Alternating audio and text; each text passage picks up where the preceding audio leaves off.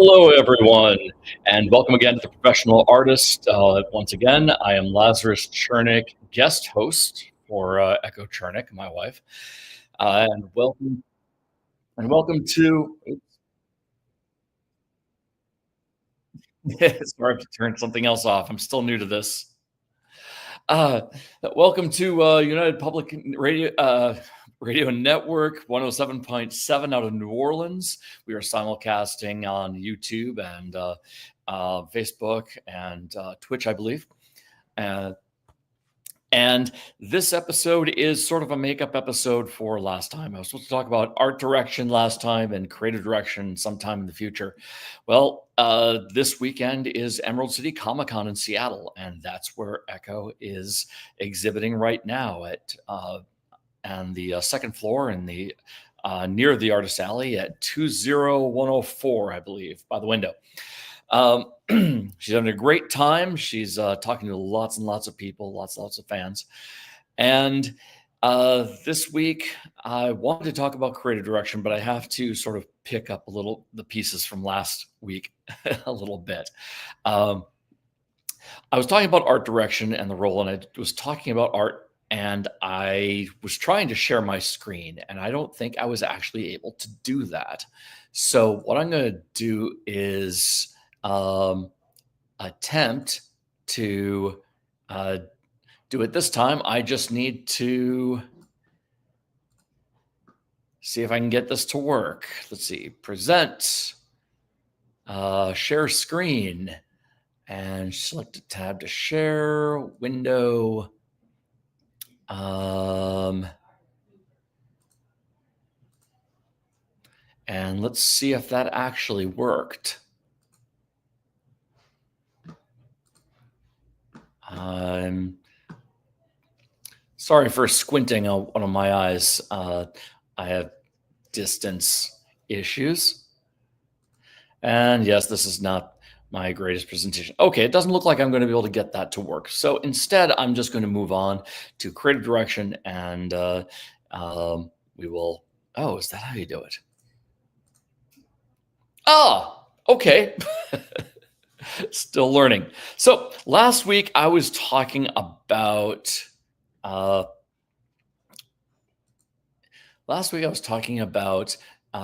my book cover and what I was doing with it. And I talked about it, but I didn't actually get a chance to show it because I didn't know how to share it with the screen. So I'm going to try and start over a little bit. This is the finished book cover.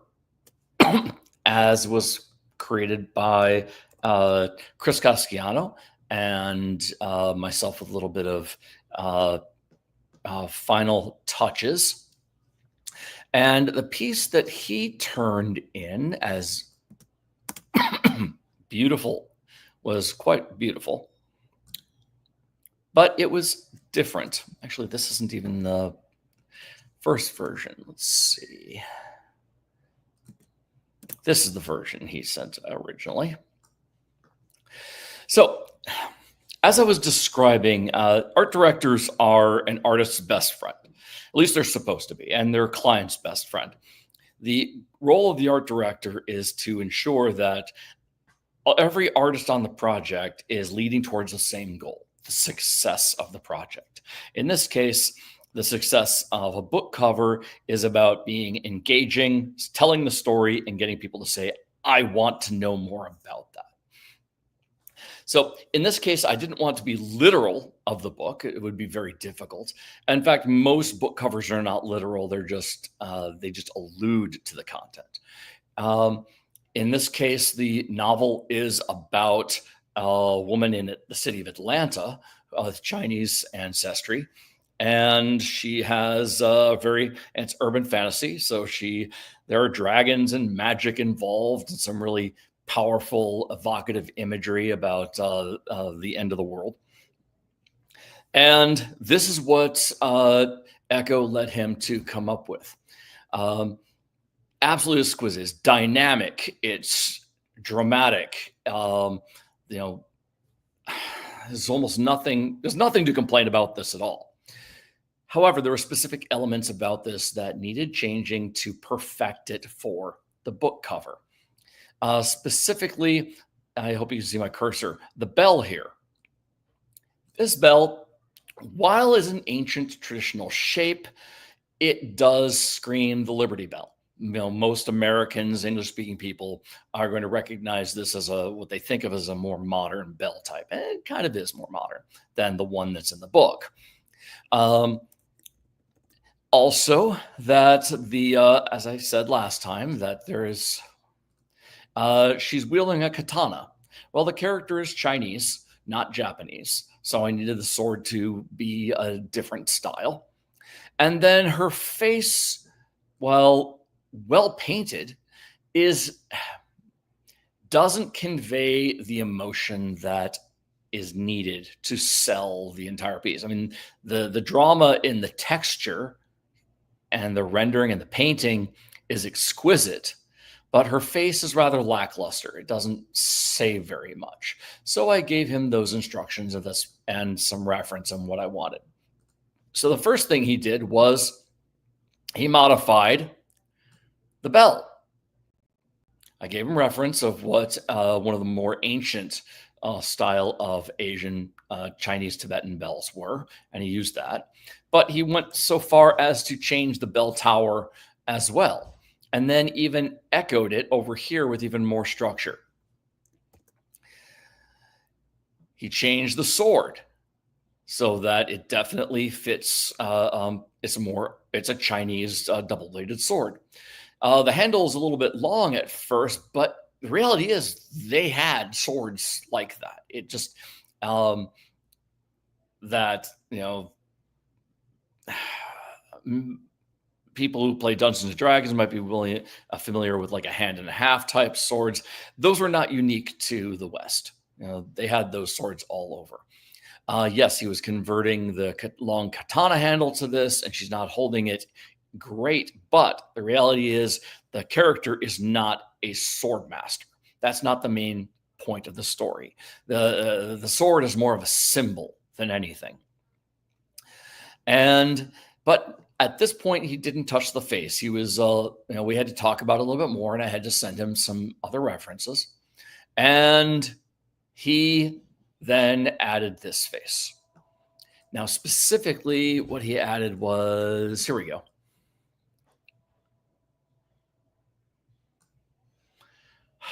A little.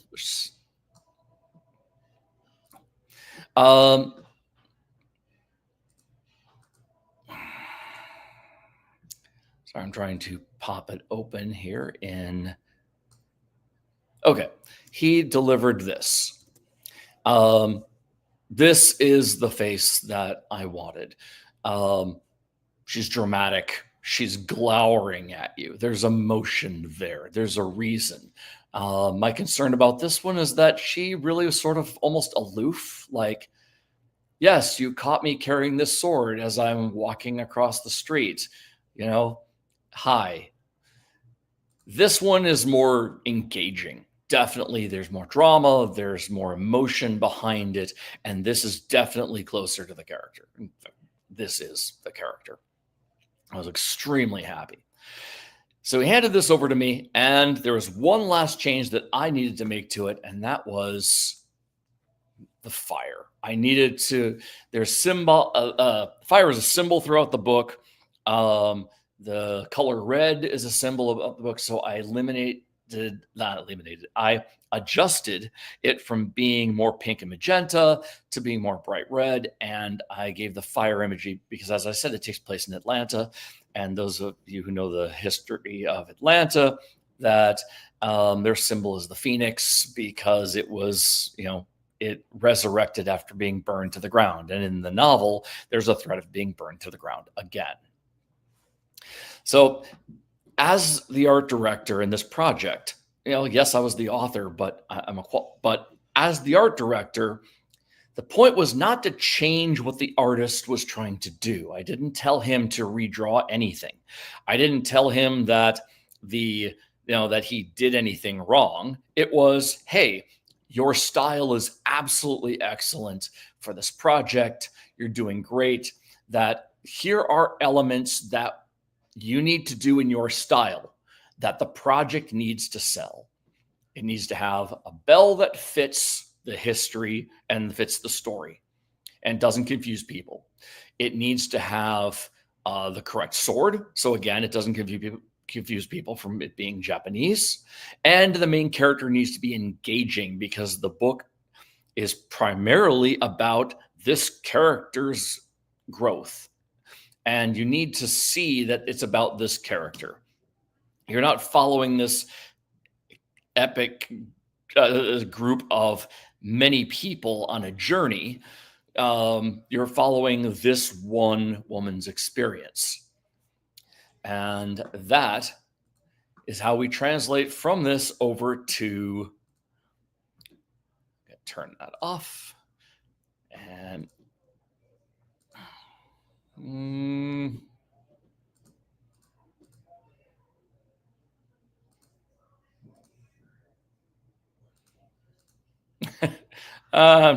there we go.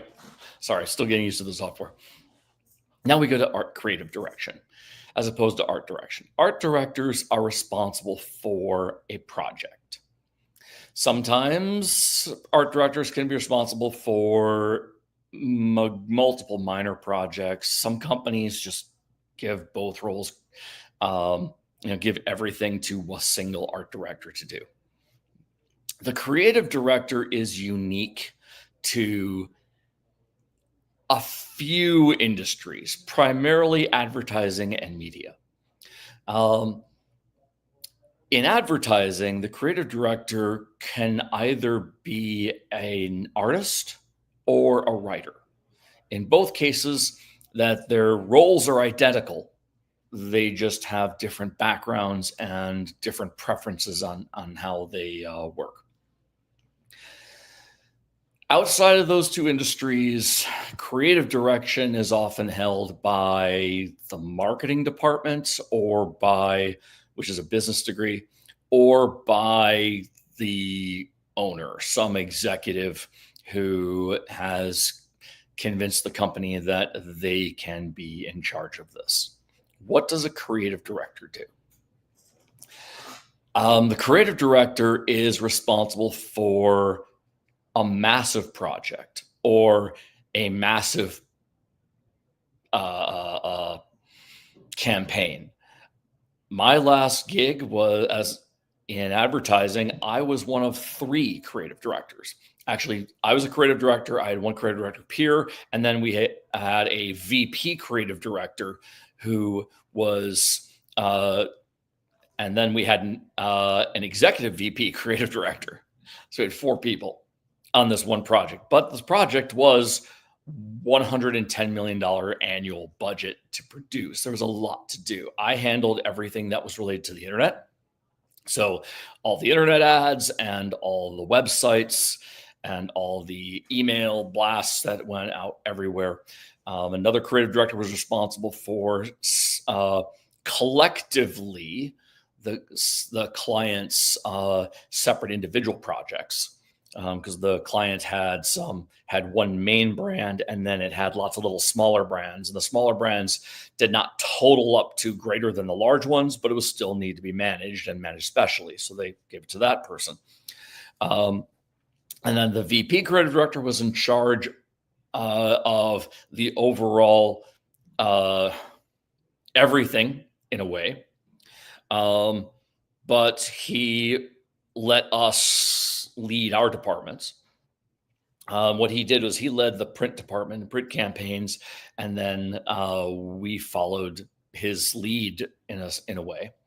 And then the executive vice president, creative director, was actually the face in front of the primary client. When you're dealing with a Fortune 500 company, there are so many different levels. You have the corporate headquarters and the board. That's our EVP CD worked with. Then you have all the regional levels, and all the regional levels were the ones that the 3 of us shared. The EVP worked directly, as a VP worked directly with the EVP to oversee the entire brand.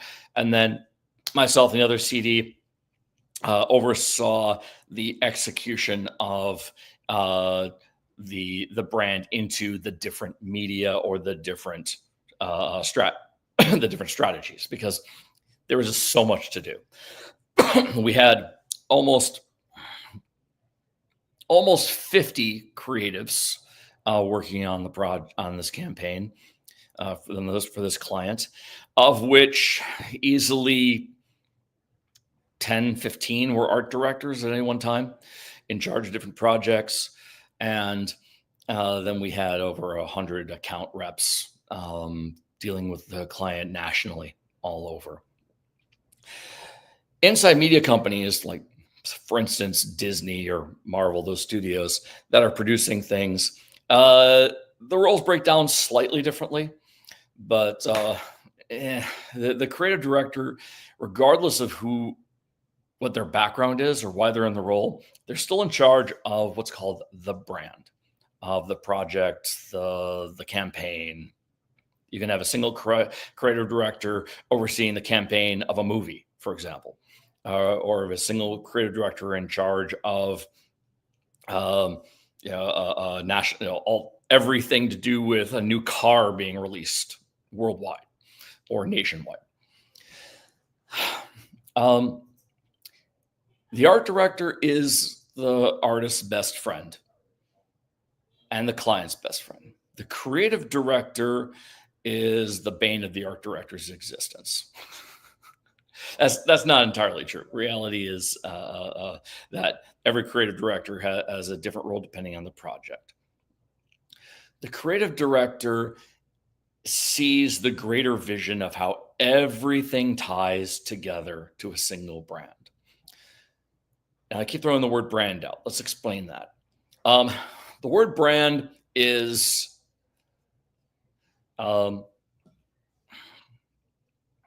yes, I am recording. The word brand represents how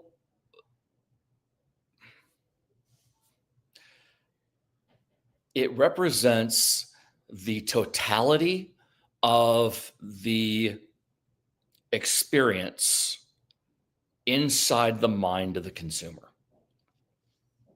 It's a complicated word because it sounds easy. It sounds like, a cattle brand, but it's not just the symbol slapped on. It's what does that symbol mean? Because public relations can go up and down. That a brand can suffer from massive problems, or it can get incredibly elevated based on events that have nothing to do with how the company is deliberately trying to manage itself. Accidents happen, fortunate things happen. And so if I were to say a brand name, such as a popular beverage, that some portion of the public is going to have really enjoy that beverage and they'll have a positive experience with it. Another portion of the public will have never experienced it at all. And another portion of the public will have, it will not be their favorite product. Maybe even have negative ramifications for it. The totality of that is the brand. Brand management is part of marketing because it involves a lot more than just an advertising component, rather a lot more than just telling people what they should think. It's, as I said, public relations involved in it, events, media opportunities, testimonials, all those wonderful things.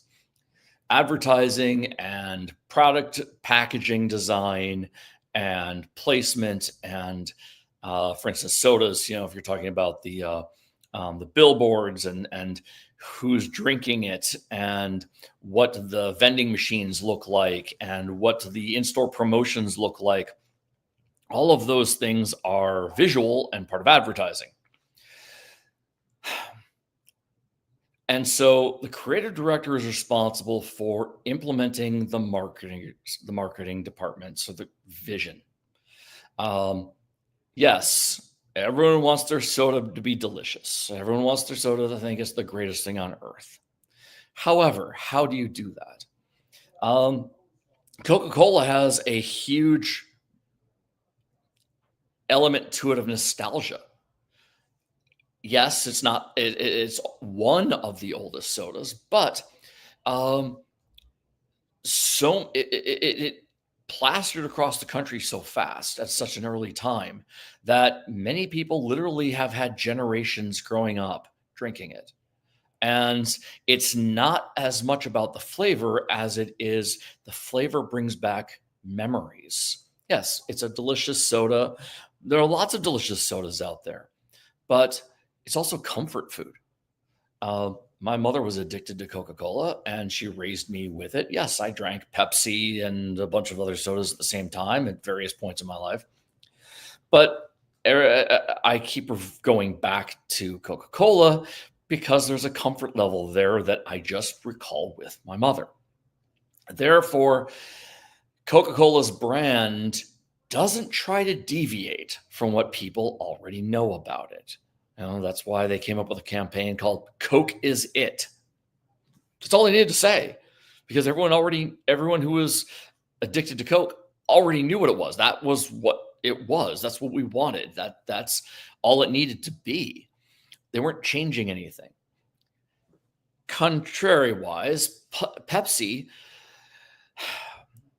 wanted to cut into that business, and so for several decades, at least two, they tried to push that they were the drink of a new generation.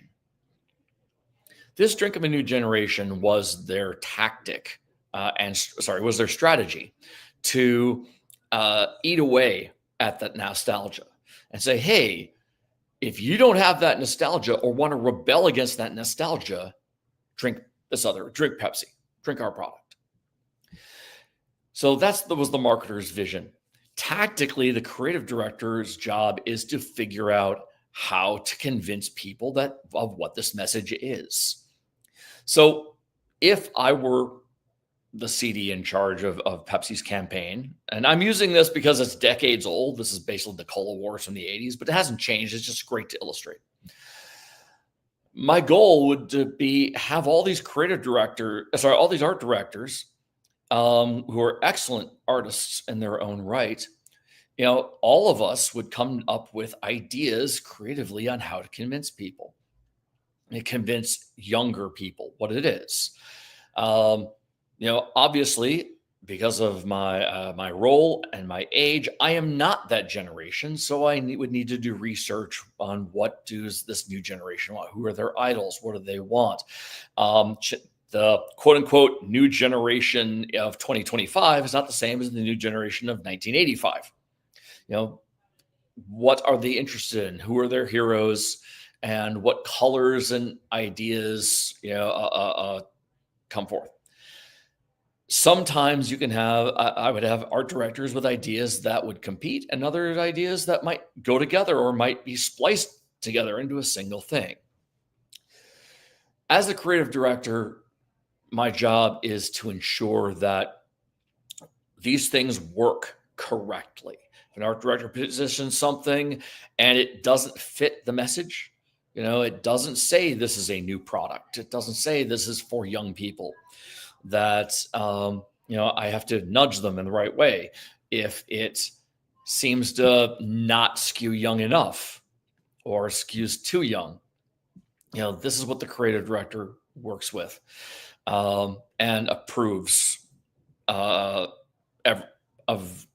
the creative director must approve everything to make sure that it goes through. And the creative director almost never works alone. They're part of a team. They're part of the marketing department. The marketing department and creative director work hand in hand. And which is one of the reasons why not every business has a creative director. Often the marketing director will fill that role and they'll work directly with an art director. Maybe it's because the company is not large enough to have that role in there. They hire an art director and a marketing director to do that alone. I've been that person as well on both sides. I've been both the marketing director for it and the art director for it, which is how I ended up as a creative director. And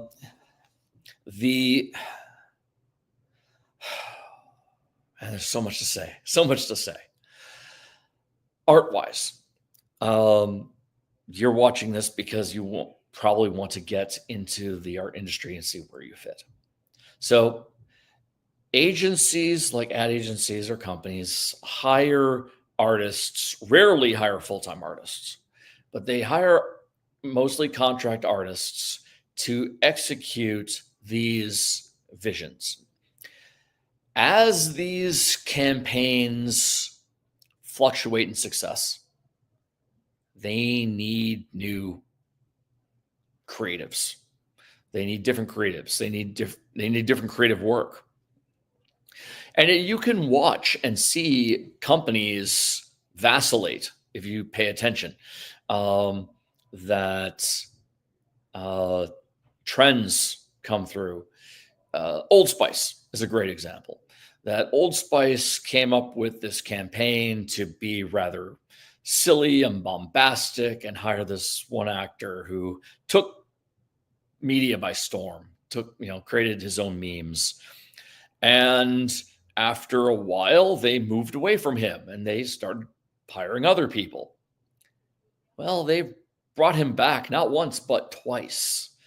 That for some reason they just they do other campaigns, but they bring him back consistently.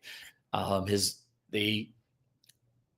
some reason they've decided that his particular presence and how he and what he gets out of the fan base or the audience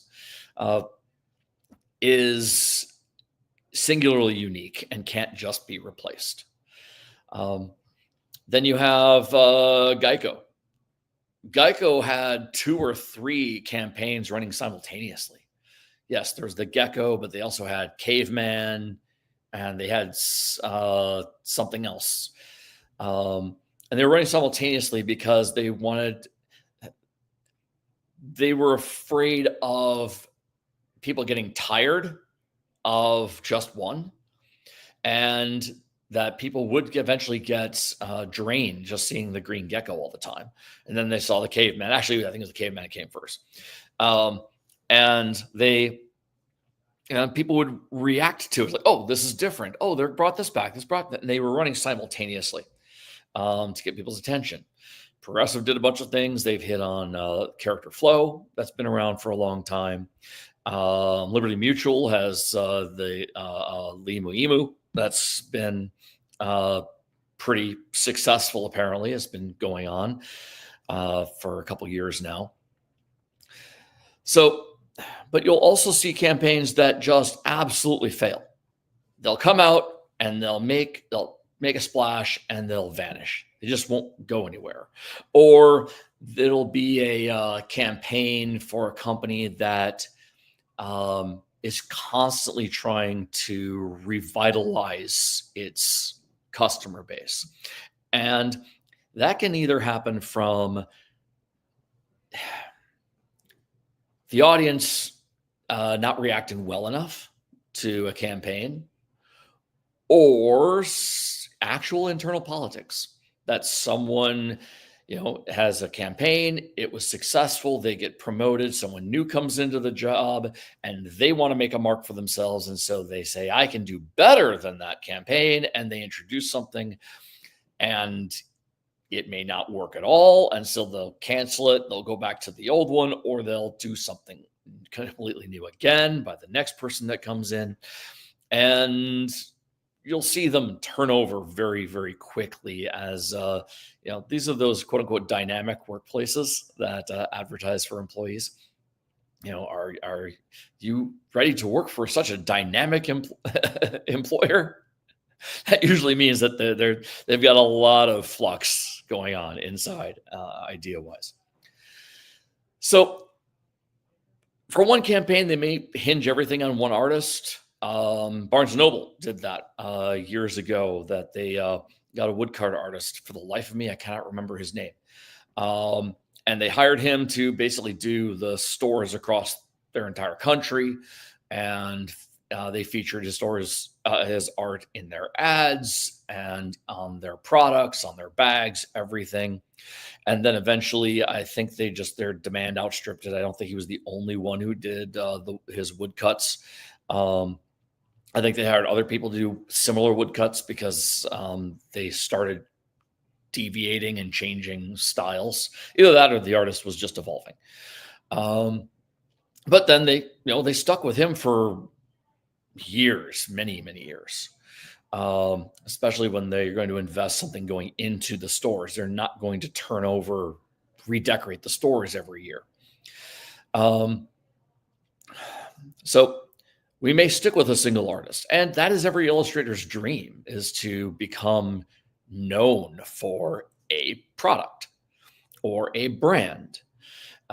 In the fantasy world, Magic the Gathering has sort of captured, and Dungeons and Dragons have captured the epitome of fantasy art. And everyone wants to do fantasy art for Dungeons and Dragons and Magic the Gathering because those are the brands that everyone recognizes and you can associate with.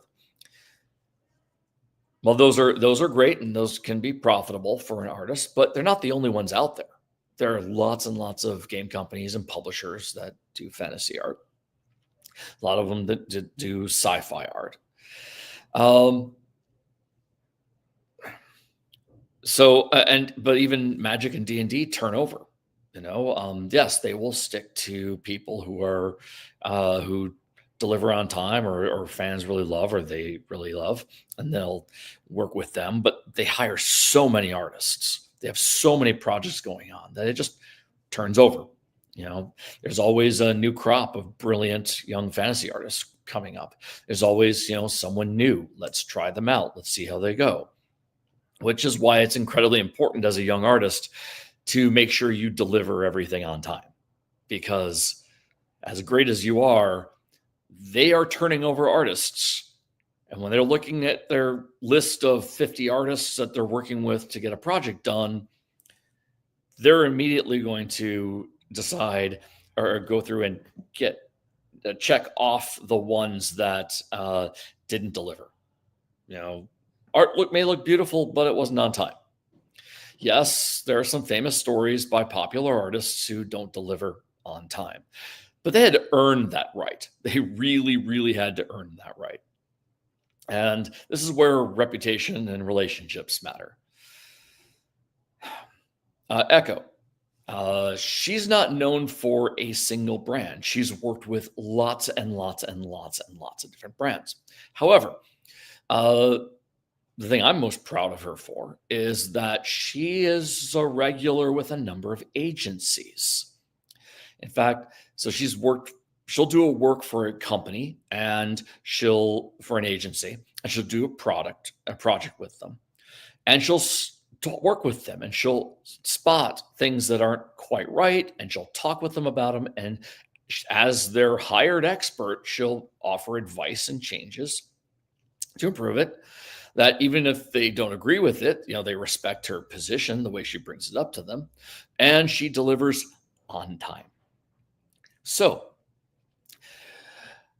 many, many occasions that the agency will call her up later and say, "Hi, we have this new project. It's not completely in your style, but we really liked working with you. Would you be able to or give it a shot and try the styles? We'd rather work with someone that we're comfortable with than someone new."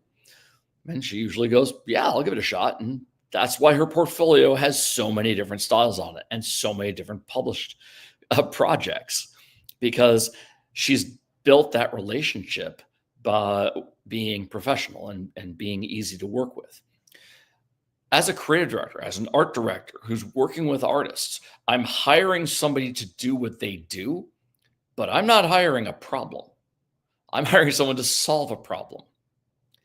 And my favorite expression in this industry is, if I hire you and you do your job and you deliver the project, you'll get paid. If you spot a problem and you fix it and you make my life easier and deliver on time and make the project, then you'll get a paycheck and you'll get your name in my Rolodex, because I need people to help solve problems. My job is to solve everybody else's problems. I don't need someone to bring me more problems. I don't need to hear about what's going on behind the scenes. I'm sorry, my family has mental health issues as well, but it's not an excuse for delivering late on a project, because, and I said this once in the art director thing, but it might have been deleted. So I'm going to say this.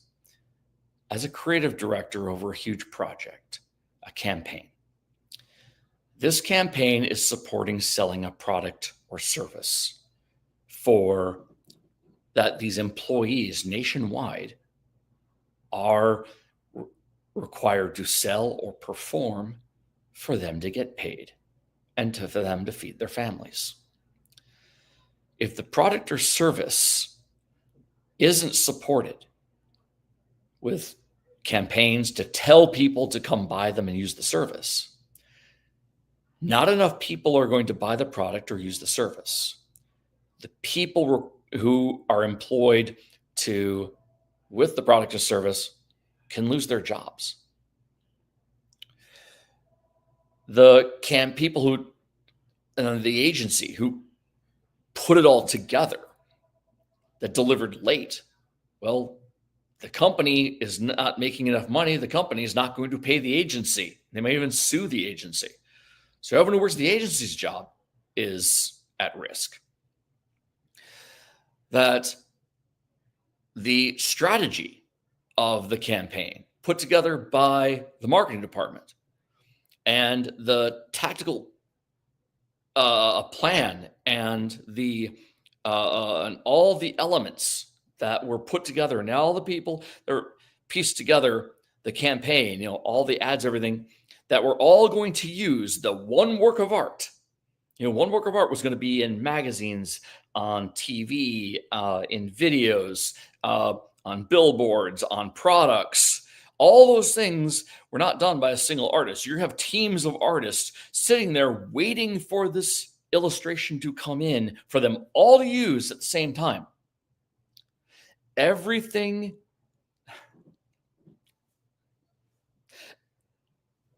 Here we go. Everything in the world that was designed comes to the illustrator to execute, that then is distributed to everybody that needs to use it.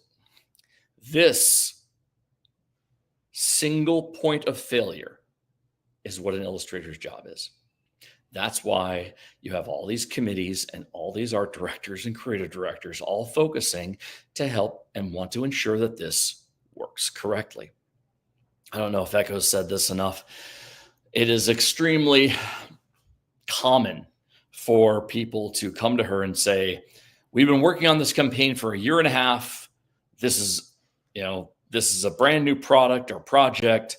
It's going to launch for this Christmas. This is, the entire business hinges on this. And we've gone back and forth internally for like 3-4 months on who the correct illustrator was for this. And we decided upon you. Everything's due in 2 weeks, or is due by Friday. I mean, they've been working on for a year and a half, but they only give her 1 or 2 weeks to execute. And you can get frustrated with it, but that's the reality of it. They're preparing for something to, preparing everything so that it makes the illustrator's job as easy as possible. And we are very careful about hiring the right artist for it. And the right artist is not just about style, it's about the relationship and about trust. So as the creative director, that when art directors come to me with their project, again, trust. They need to deliver that on time. They need to deliver it correctly. I'm not there to yell at them. I'm there to support them and make sure, find out what their problems are and how to deal with it. That the art director can't get a hold of the illustrator. Well, I have to step in and I have to manage both the marketing director, the client, and help find a way of reaching out and getting a hold of the illustrator. That a new project has come down. The marketing director says, "Oh, by the way, we've decided to we're taking all this and we're going to do a insert into this popular sitcom, and the product is going to have a billboard. Is going to have a product placement in the cafe where all the actors sit around. So we need to have something that's customized to what that cafe is, but features this product. And this cafe is a fictitious thing." I'm like, okay, I need to get the art director who is qualified. I need to find an artist, if necessary, that would be able to execute, it on time and to fit the style, because it's something new and it's something that you're only going to get an opportunity once. It's like they're shooting the episode starting on Wednesday, so you need to get it done by Monday and hand it over. You can't wait, because if you miss that shooting day, it doesn't get out there. And not only is the money gone, so is the relationship, and you may not get that opportunity with that TV show ever again.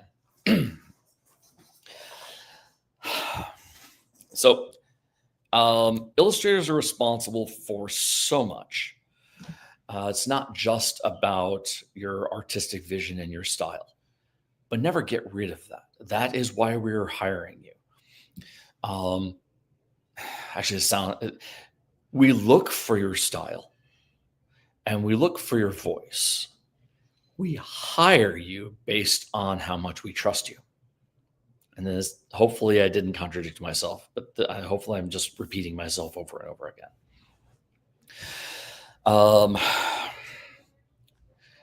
There are times in which companies have internal issues with between art directors and creative directors.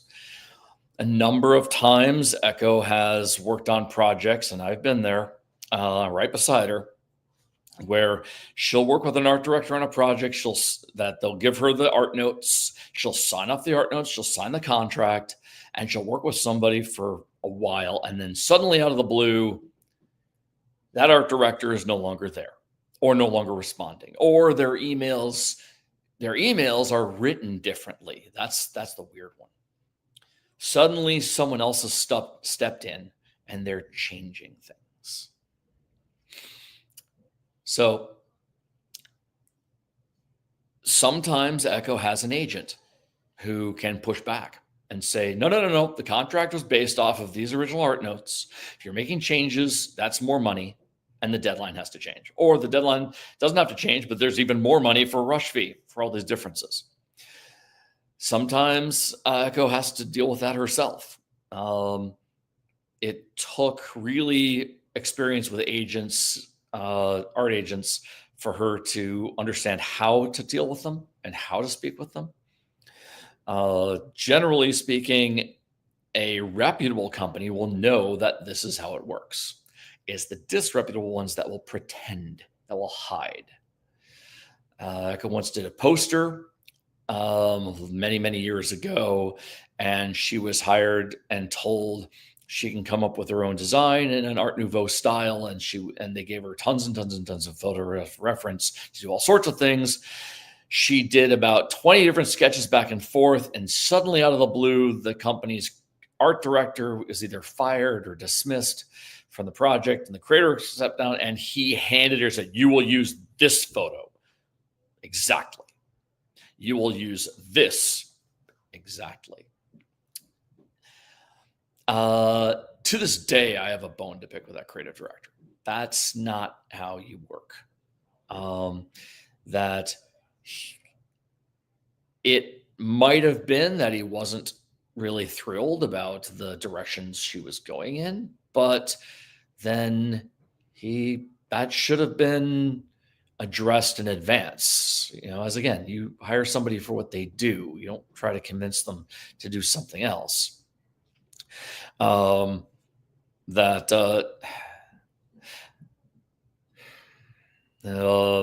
number of times, several times, that she'll work on a project and suddenly the art notes will change. Something, she'll already do things, and that they'll come back and say, "Oh, that's approved." Then a week later, they'll say, "Okay, well, let's go back to these, and change them again." "Oh, it's been unapproved." I'm like, there's no such thing as unapproved. I'm sorry, creative directors, art directors, your bosses everywhere, marketing directors, there's no such thing as unapproved. There's no judge in this country that will allow you to unapprove something. The word approval has a legally binding thing that says it's approved, it's done, you owe money for it. Done. Don't even try threatening artists about it. But they do. I got a project where she bought onto the project. She signed onto the project based on their art notes. And there were scheduled meetings with the project manager. And the project manager in this case was also the owner of that business. And they skipped meetings regularly, but kept demanding her to meet deadlines. Well, she's had a schedule, and the schedule to meet these deadlines was based off of, income. She literally set aside 6 months worth of work to work exclusively on this project. She wouldn't get paid until the entire project was done. She couldn't take on other work until that project was done. So literally, he was going to starve her out. That, she wouldn't show up to meetings. She couldn't show up. She couldn't do the work. She couldn't accept other work, because if he did show up out of the blue and start again, then she'd have twice as many projects to work simultaneously. So she got him to agree that she could just continue. And that finally he would show up at meetings. He would look at things that were pretty much finished. And he would look and go, yeah, this is good. This is good. Okay. So let's have this character in a completely different pose. And I know that I told you could have this person could be anything that you could imagine, but I've decided, I was in the bathtub last night and I decided that I think this guy needs to be bald and have, have a completely different skin color. It's like, the painting's done. And he said, well, I didn't approve it. I was like, well, okay, but what about this other character that you did approve? They're related to them. Like, oh, well, that character will have to change too. Well, that's approved. And after you approved that, that's made this thing. This is where the unqualified creative directors come in. The people who are taking the role of adjusting the project. They're not considering everything that's involved in the creation of the artwork or in the project. You will run into these. As an illustrator, as an artist, you have to stand by your guns. I have about 10 minutes left. So I know I've probably seemed like a fire hose sending out tons of information here. But I want to address something that is very important to this industry and to artists at every level in the commercial world. I am a mentor. I enjoy talking about art. I love sharing my experiences. I've worked with some of the biggest businesses in the world at various levels. I've worked with really small clients. I've worked with artists in games that get paid almost nothing. I've worked with some of the greatest artists I don't want to say in the world, but in the country, which could very well be the world. I have relationships with people all over.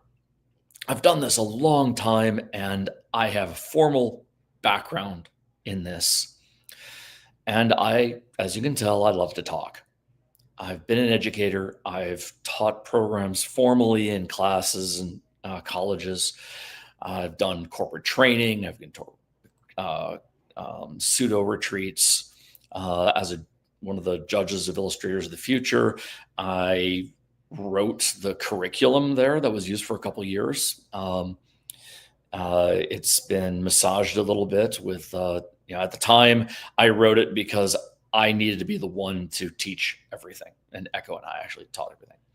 We did that for a couple of years, and then we started getting in judges that would be able to spend more time with them. And so we share the load, which is great.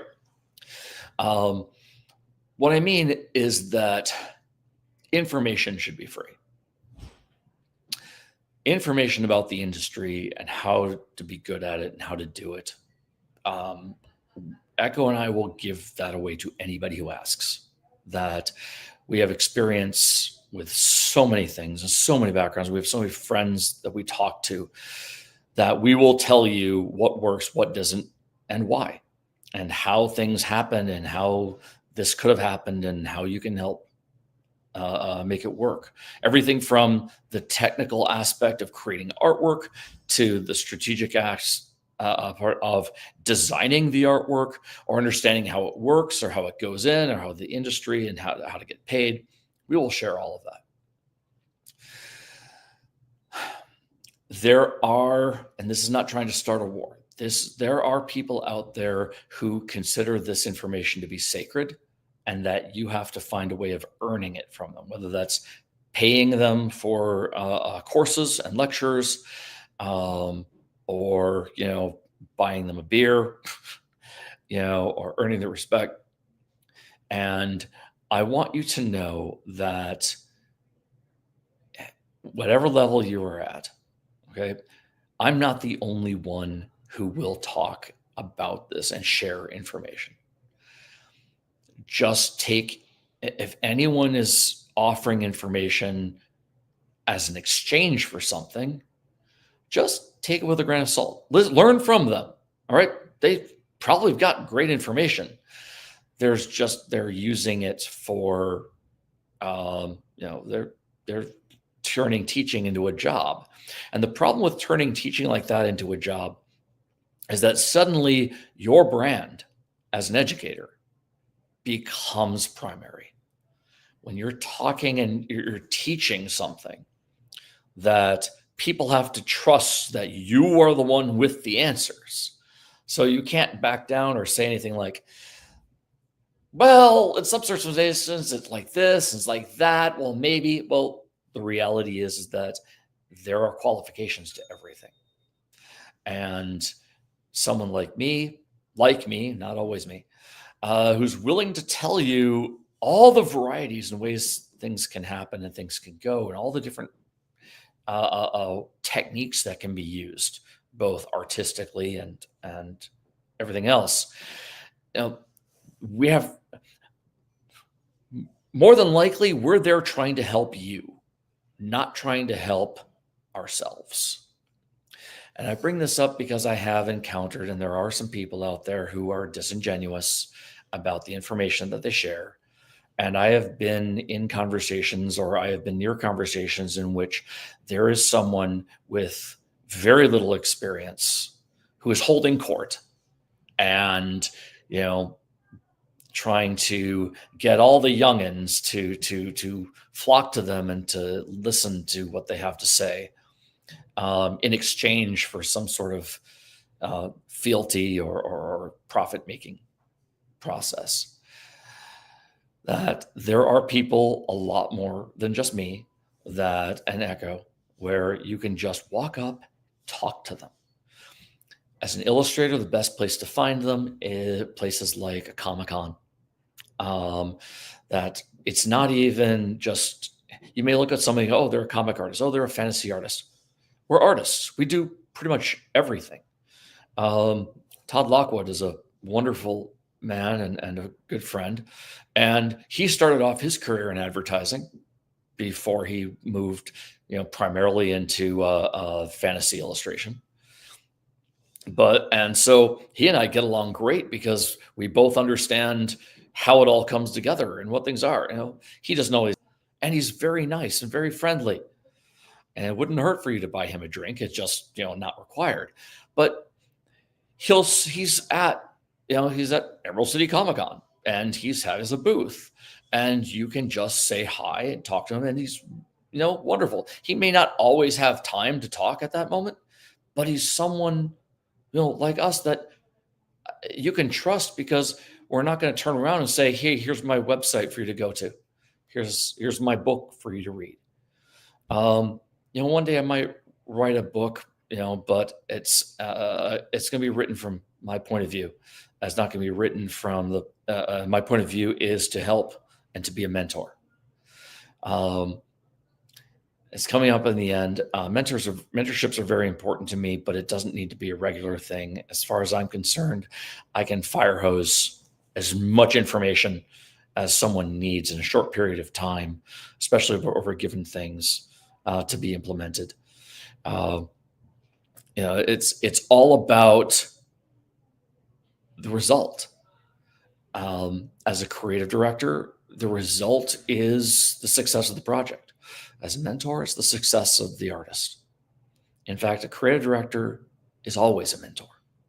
They're a mentor to the artists, to the staff, to the art directors, and they have to be a mentor to the marketing team and to the business departments who don't understand what the problems are inside of the art department.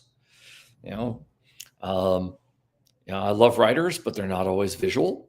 And sometimes they can write things and try to convey a visual that is not executable. There's a famous example of art notes that wanted a half-page painted illustration going into a book, and the art notes talked about tilting and panning and crane shots and whirling, spinning things as if this was a grand movie set. It just wasn't possible. So the art department got panicked. The illustrator panicked because they realized it was impossible to do what they were asking, but didn't know what a level of authority they had to be able to just not do it and to do what was actually physically possible. And I had to step in and make that conversation happen and find out exactly where things were. Turns out it was an easy solution. The person writing it was sort of just giving ideas of what they imagined, and then hope the artist could just find one still shot in that entire thing that they could use. But again, communication. And we have to teach everybody at every level what's going on. I have about 2 minutes. I have not seen any questions yet, but I am going to double check.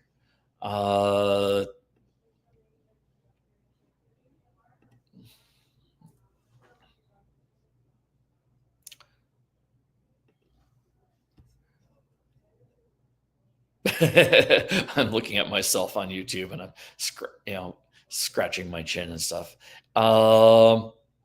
Who have you ever had to deal with artists who push back against proposed edits? By James Drucker.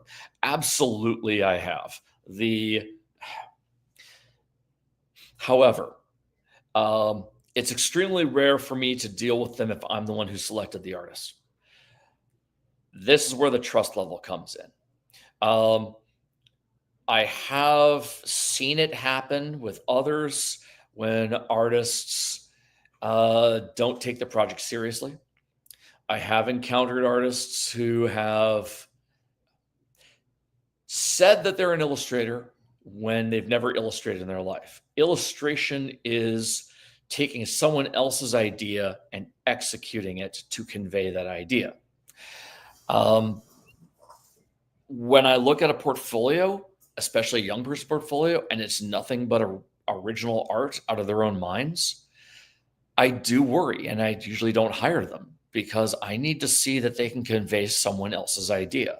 Now, if they put in their portfolio, and this is what colleges teach you to do. You do an illustration for a product or a service that is not your own. There is a huge difference between illustrating whatever comes into your imagination and illustrating a story that someone tells you. And if you can't illustrate someone, I have seen illustrators literally quit projects and say, on second thought, I don't actually want to be an illustrator. I just want to paint my own stuff. Yes, I have encountered that. Sorry, not personally. I've seen that happen. That's why the trust thing becomes incredibly important. That I only want to work with people who are dedicated to doing that. Thank you, James, for the question. Looking to see if there's any other questions. I don't think so. And our time is up. Thank you very much. I have been Lazarus Chernik, guest host of The Professional Artist, episode 43.